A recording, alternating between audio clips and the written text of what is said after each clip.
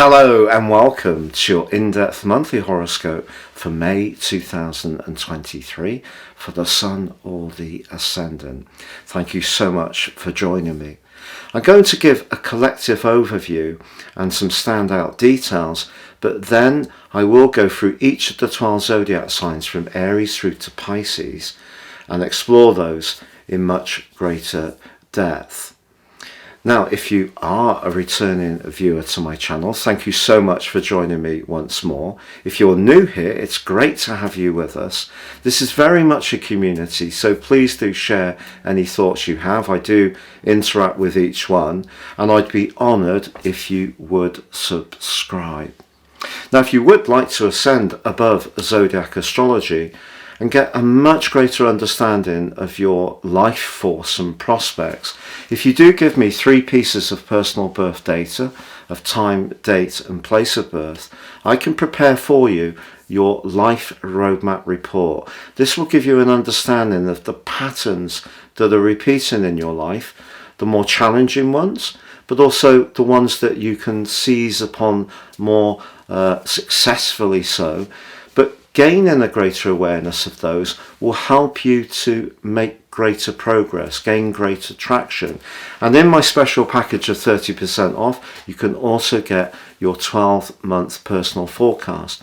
No 2 charts are the same, totally unique to you, and can give you searing insights.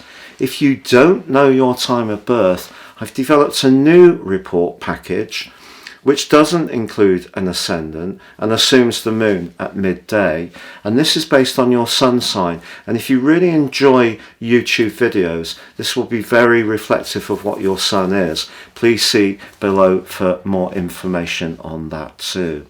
Now, as we come into this very important month for resources, the economy, everyday money, the cost of living, we do have a conjunction, an exact cazimi as it's known, between the Sun and Mercury on day 1. And that could give us the opportunity, despite the fact that Mercury is in retrograde, to rethink something in a more successful way. But it is true to say that through the first 3 days, the Sun and Mercury are very closely aligned. Now, Mercury comes out of its retrograde on the 15th, but it doesn't come out of its post-retrograde shadow until the 31st. So this theme of finances is going to be quite consistent through the month. Also on the 5th, we have a lunar eclipse. This lunar eclipse is in Scorpio. If this seems to ring a bell, if we think back to last 8th of November, we had a lunar eclipse in Taurus. So this is the mirror image of that eclipse. And I feel it's going to give us a lot of clues as to how things will start to move forwards in terms of those economic trends. Because this one also features the disruptor planet of Uranus. In fact, in week 2 of this month, the Sun is very close to Uranus. And this is pushing us to evolve. Society and the world of work, for example, is changing at the speed of light. Trying to resist it is not necessarily going to be the best way forwards. And of course, the sign of Taurus is very much about trying to adhere to what's stable and gives us a sense of security and is consistent. And I think that could prove a little bit futile. But on the 7th, Venus, the planet which governs the sign of Taurus, moves from the quick-witted and flirty Gemini, where it is for the first week, and moves into the home-loving and security-loving sign of Cancer. And it will be there through to the end of the month. If there are any hopes to improve where you live or move or add to the family, they're boosted by that transition. It is true to say, however, that at that precise moment, Venus is in what's known as a quincunx with Pluto, a 150-degree angle.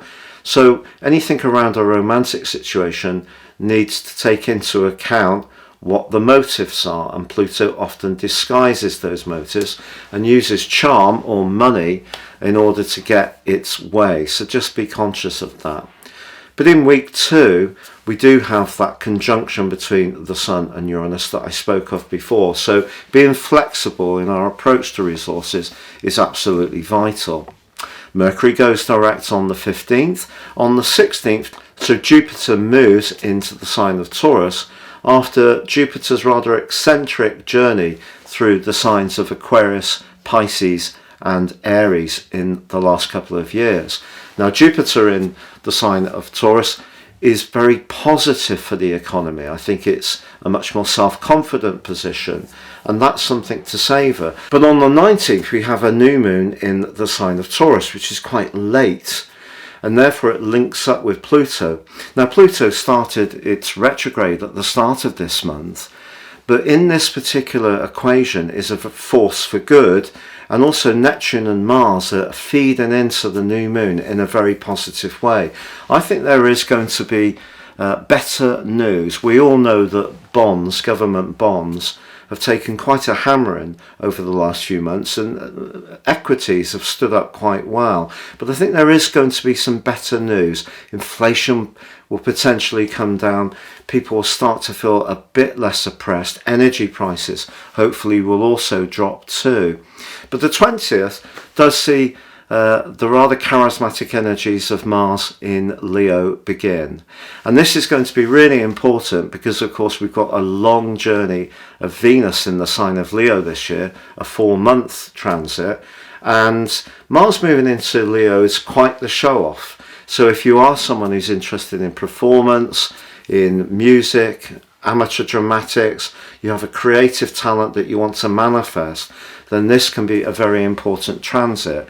But I should say that across weeks 2 and 3, Mars in late Cancer and then early Leo is going to be face to face with Pluto. And that's not so good, I feel, in terms of perhaps the potential for increased tension around domination. And domination these days seems to be played out on the world stage by very aggressive policies to do with nationalism. So hopefully this is not going to be a spark of some kind of increase in violence on the world stage. But Mars opposite Pluto is, you know, the two ruling planets of Scorpio. This is kind of like the OK Corral, but on the world stage. And I think obviously with the potential for some big clashes in terms of cultures, that is a little bit concerning. But if there is somebody that you were really attuned to in a sexual sense, this is going to heighten the desire motivation hugely. Now on the 21st, the Sun does make its way into the speedy and quick-witted and flirty Gemini, where it will be for the last 10 days of the month. But the ruler of the sign of Gemini, Mercury, is actually forging from the 6th through to the 28th, a fabulous link with Saturn. And Saturn in Pisces may be a more thoughtful energy, and maybe one that asks us to grapple with our emotions more. But I feel that it's important to understand, you know, the past investment of time, energy and emotion or care that have gone into certain situations, and to see the benefits that those things can have in terms of the more physical plane. Now, it is also the case that the Sun is going to be forging an extremely charismatic link with Mars across weeks 3 and 4 and the last few days of the month. Now, this is going to go across 4 zodiac signs because both are going to be moving.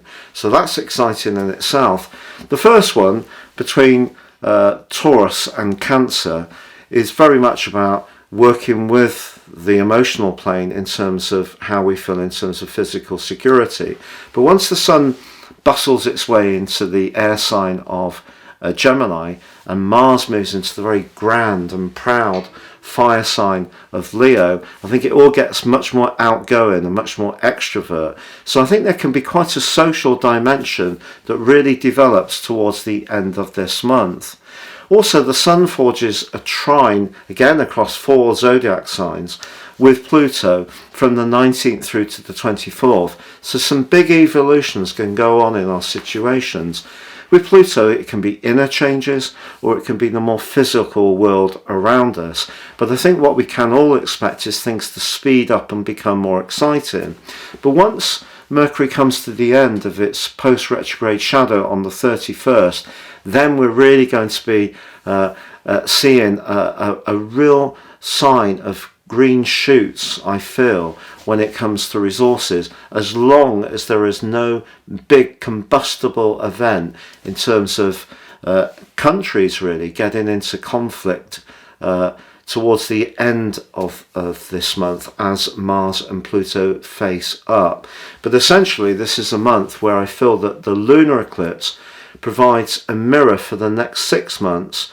So by the time we get around to the 8th of November this year, I think we will have worked our way through quite a lot of readjustments. And obviously the cost of living increase has been extremely painful for a lot of people and is not to be something that's commented on in a light way. But I think as we get around to the end of the influence of this particular lunar eclipse, we really will see things starting to unwind and we get a clearer picture, and hopefully things will become a lot more affordable for a lot more people, and there'll be greater liquidity around all of our finances and a greater sense of security. But of course the sign of Taurus is not just about money, it's all about our self-worth too, and also our sense of physical security. So if there are ways that we can be a bit thriftier or make the most of food that we cook ourselves, get more earthy in our approach to life in general, that can be a great way to surf the energies that this incredible month does provide for us. Now please stay with me as I go through each of the 12 zodiac signs from Aries through to Pisces. So Pisces, as this month begins, there's such a lot of electric energy arcing through the air. It's not going to be dull. It could be a little bit choppy and changeable, but I do feel it can be exciting. Not least the lunar eclipse, which occurs on the 5th, provides a backdrop of energy for you to really try to bring greater stimulation and in some ways unpredictability into your life. Everybody likes a certain amount of structure because it gives us a degree of security, whether it's on our personal routines or whether it's in our more worldly interaction. But I think what you're craving for is some kind of greater sense of feeling alive, and that could come through studies, it could come through sharing your ideas, it could come from the digital age, it may come from travel, but whatever happens over the 6 months from the 5th, you need in some ways to bring a greater shot of life into your existence. Now of course Mercury, the planet of communication, is going backwards the first 2 weeks, so anything to do with transport, distribution, domestic appliances, your mode of travel, all of these things could be prone to something going awry. But Mercury retrograde also can provide solutions. It's a lot to do with our mental attitude, and there is actually a brilliant alliance between the Sun and Mercury on the first day. You could have a spellbinding conversation with somebody, which really is quite exciting and stimulating. I think stimulation is the word that really comes to mind. If you're someone who likes to be in a bright and buzzy community, or you like to spend a lot of time with siblings or neighbours that you get on well with, those kind of pop in and out relationships that are cheery, bright and upbeat can just be right up your street.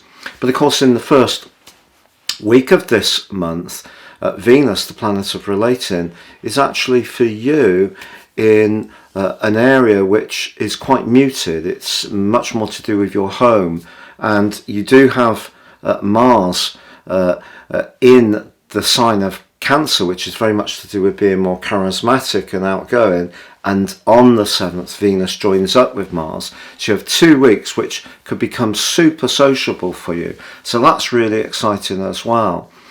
But I think if you do feel that a change would be as good as a rest, this is certainly a month that can stimulate, and it could all happen quite quickly.